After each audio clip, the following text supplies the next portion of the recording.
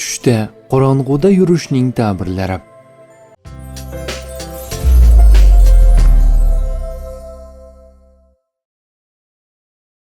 Tushda qorong'uda yurish ko'pincha hayotdagi noaniqlik, ichki qo'rquv yoki oldinda nima kutayotganini bilmaslik bilan bog'liq holat hisoblanadi.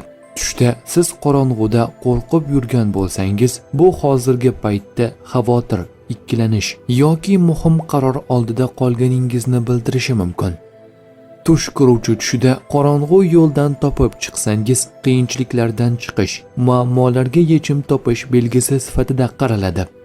Tushda qorong'uda yolg'iz yurayotganingizni ko'rsangiz, ichki yolg'izlik yoki hech kim tushunmayotgandek his qilishni anglatishi mumkin. Tush ko'ruvchi tushida qorong'uda yonib turgan chiroq yoki oy nuri paydo bo'layotganini ko'rsa, umid, yordam yoki yaxshi xabar belgisi hisoblanadi.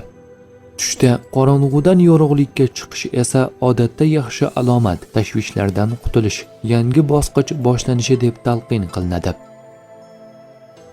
Tush ta'birlari bashorat emas, barcha narsani bilguvchi zot yagona Allohdir.